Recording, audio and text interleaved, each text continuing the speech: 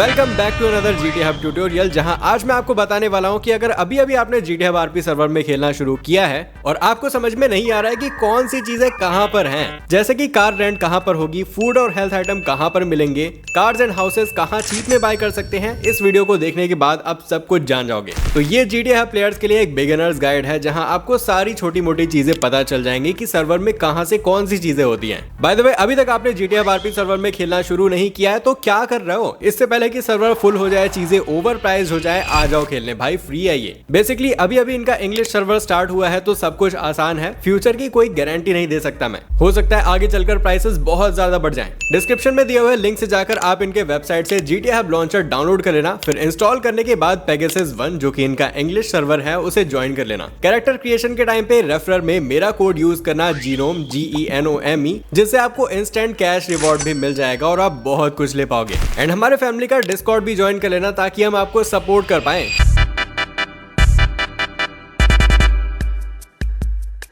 तो किसी भी आरपी सर्वर में खेलने के लिए सबसे ज्यादा जरूरी है ट्रांसपोर्ट, क्योंकि ये रियलिस्टिक सर्वर्स होते हैं तो इसमें आप कार्स को चोरी नहीं कर सकते ना। तो GTA आपको जैसे ही आप ज्वाइन करते हो तो एयरपोर्ट के बाहर आपको रेंटल कार्स मिल जाएंगे, जिसमें बैठने के बाद ये आपको पर आवर बेसिस पे चार्ज करते हैं। वैसे तो ये बहुत ही कम पैसे चार्ज करते हैं, तो आप इजिली रेंट कर सकते हो बहुत लंबे टाइम तक व्हीकल्स को। लेकिन अगर आपने मेरा रेफरल कोड GENOME यूज किया होगा तो आपको और भी पैसे मिले होंगे, तो आप और भी लंबे टाइम तक रेंट कर पाओगे या फिर एक नई सस्ती सी कार भी बाय कर सकते हो। बाकी मैप में आपको ऐसे कार के आइकन्स दिख जाएंगे, इस लोकेशन में आकर आप दूसरे कार्स भी रेंट कर सकते हो, जस्ट इन केस आपकी रेंटल कार डिस्ट्रॉय हो गई या फिर अगर आपने रेंटल कैंसिल कर दिया है तो। बाकी GTA हब में ऐसा है कि अगर आप किसी रेंटल कार को लेते हो, उसके रेंटल को कैंसिल नहीं करते एंड 1-2 दिन बाद गेम में आते हो तो भी वो कार वहीं पर रहती है। लेकिन कई बार आपको वो कार मैप में नहीं दिखेगी बल्कि आपके पार्किंग गैराज में दिखेगी।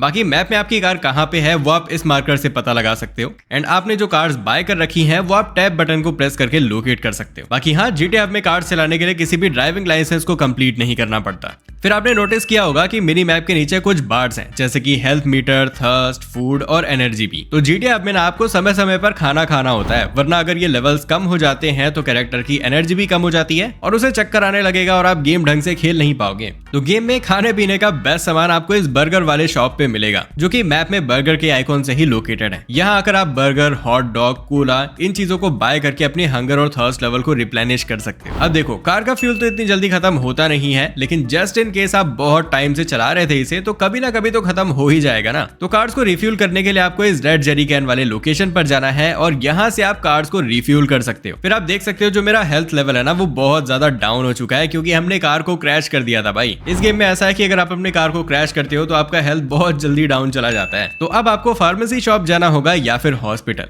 हम अभी जा रहे हैं हॉस्पिटल, जो कि इस लोकेशन पे लोकेटेड है। बाकी देखो भाई, इन लोगों ने हॉस्पिटल क्या ही बनाया है, बाहर से भी आपको अंदर की चीजें दिखाई देती हैं। तो यहाँ आने के बाद इनके रिसेप्शन डेस्क से आप बैंडेजेस एंड पेन किलर्स वगैरह बाय कर सकते हो। बाकी अगर यहाँ पर कोई EMS एम्प्लॉय है तो आप उनसे भी इन चीजों को मांग सकते हो। फिर भाई, किराए की गाड़ी में कब तक घूमोगे? जितने पैसे 3-4 दिन के रेंट में जाएंगे उससे बेहतर है कि आप खुद की कार ही ले लो, जिसके लिए आपको जाना है किसी भी डीलरशिप में। एंड GTA हब में ना प्राइसेस काफी नॉर्मल है, तो आप बहुत सस्ती वाली कार्स भी बाय कर सकते हो एंड ये कार्स बिगिनर्स के लिए अच्छे हैं। बाकी हाँ, हर डीलरशिप में आपको डिफरेंट कार्स भी मिल जाएंगे, यहाँ पर रियल लाइफ के कार्स भी होते हैं, लेकिन मैं आपको रिकमेंड करूंगा कि आप उनके लिए शुरुआत में ग्राइंड मत करो, पहले सस्ती सी कार बाय कर लो यहाँ से। अभी आप देख सकते हो मैं जिस डीलरशिप में हूँ यहाँ पर कार्स थोड़े से एक्सपेंसिव है, 30-40,000 के। लेकिन अगर आप बिगिनर हो तो आपके पास इतने पैसे नहीं होंगे, तो आपको जाना है थोड़े आउटर वाले लोकेशन के डीलरशिप में। जैसे कि अभी हम थोड़े से अनडेवलप्ड जगह पर आए हैं और यहाँ पर जो कार्स हैं वो बहुत सस्ती हैं। यहाँ बस $4,000 से $5,000 में कार्स मिल जा रही हैं। तो ये मुझे इस गेम का काफी अच्छा लगा कि आपको अलग अलग लोकेशन पे डिफरेंट कार्स मिलते हैं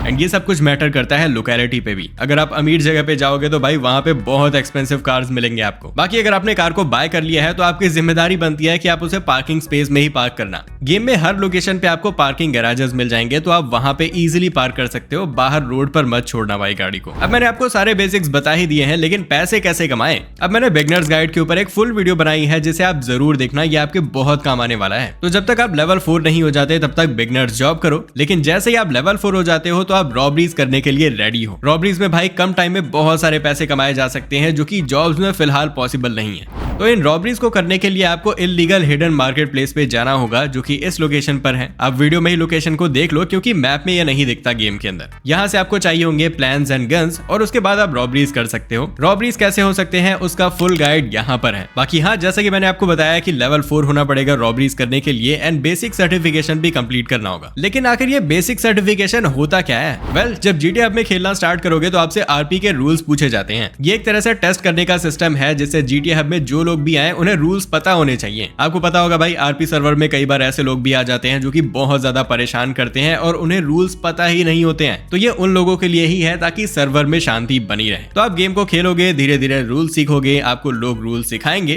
फिर आपको इनका बेसिक सर्टिफिकेशन कंप्लीट करना होगा जिसमें एक सिनेरियो बता दिया जाता है कि इस सिचुएशन में आप क्या करोगे, जिसमें 4 ऑप्शंस होते हैं एंड जो ऑप्शन सही है उसे चूज करना होता है। अगर आप सारे आंसर्स दे देते हो तो आप सर्टिफिकेशन कंप्लीट कर लोगे। तो रॉबरी करने के लिए तो बेसिक सर्टिफिकेशन चाहिए होता है, लेकिन गेम में डिफरेंट चीजें करने के लिए अलग अलग टाइप के सर्टिफिकेशन कंप्लीट करने होते हैं। जैसे कि अगर आप गेम में इल्लीगल ऑर्गेनाइजेशन बनाते हो तो उसके लिए आपको डिफरेंट सर्टिफिकेशन कंप्लीट करना होगा एंड वहां पर आपको ऑर्गेनाइजेशन के रूल्स के बारे में भी पता चलेगा। तो ये सब काफी अच्छा है सर्टिफिकेशन आपको कंप्लीट करने में। अगर कोई भी हेल्प चाहिए हो तो आप हमारे डिस्कॉर्ड सर्वर को ज्वाइन कर सकते हो, वहां पर लोग आपकी हेल्प कर देंगे, आपको रूल्स भी समझा देंगे। एंड जस्ट इन केस अगर आपने गलत आंसर दे दिया है तो 45 मिनट्स के बाद आप रीट्राई कर सकते हो। अब सर्टिफिकेशन को कैसे स्टार्ट करना है, इसके लिए आपको प्रेस करना होगा टैब बटन और वहां पर आपको सर्टिफिकेशन का एक ऑप्शन दिख जाएगा, बस आपको उस पर क्लिक करना होता है। बाकी जब आप गेम स्टार्ट करते हो तो आपको एक अपार्टमेंट फ्री भी मिलता है, डिपेंड करता है कि आपने कौन से लोकेशन पर लिया था उस अपार्टमेंट को। बाकी ये वाले जो बिल्डिंग के आइकॉन्स देख रहे हो आप, यहाँ जाकर आप अपार्टमेंट्स बाय कर सकते हो अपने लिए। बाकी मैं आपको रिकमेंड करूंगा कि आप एडम्स टावर्स में ही अपार्टमेंट लेना, ये सिटी के बिल्कुल बीच में है एंड काफी प्लेयर से दोस्ती भी हो जाएगी आपकी। फिर क्लोथिंग स्टोर के बारे में तो आपको पता ही होगा, लेकिन अगर आप क्लोथिंग स्टोर के बाहर देखोगे तो यहाँ पर भी आपको रोड पर कपड़े दिखेंगे एंड मुझे तो बाहर के कपड़े भाई ज्यादा यूनिक लगे। कई बार ये आउटफिट लिमिटेड टाइम के लिए होते हैं तो आप यहाँ से बाय कर सकते हो एंड कुछ लोग यहाँ पर अपने बहुत एक्सपेंसिव कपड़े भी छोड़कर चले जाते हैं तो आप उन्हें भी ले सकते हो। फिर अगला स्टेप है ऑर्गेनाइजेशन को ज्वाइन करना। टैब बटन को प्रेस करके आप डिफरेंट ऑर्गेनाइजेशंस को देख सकते हो जो कि गेम में एक्टिव हैं, जैसे कि इल्लीगल मोटरसाइकिल क्लब, ग्रुप्स या फिर गैंग्स।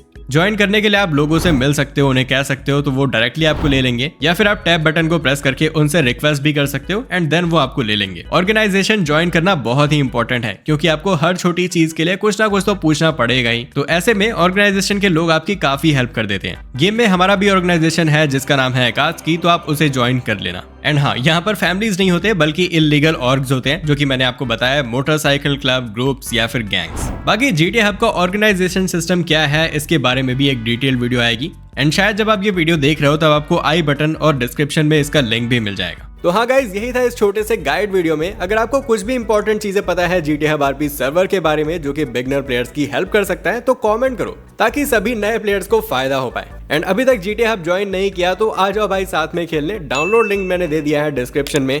कैरेक्टर क्रिएशन के टाइम पे मेरा रेफरल कोड जीनोम यूज कर लेना जिससे आपको एक्स्ट्रा रिवॉर्ड भी मिलेगा। एंड कोई भी प्रॉब्लम आती है तो हमारे फैमिली डिस्कॉर्ड सर्वर को ज्वाइन कर लो, इंस्टेंटली सब कुछ रिजॉल्व कर देंगे हम लोग। बाकी मैं मिलूंगा आपसे ऐसे ही किसी अमेजिंग ट्यूटोरियल वीडियो में, लेकिन तब तक के लिए GTA हब ऑन टॉप।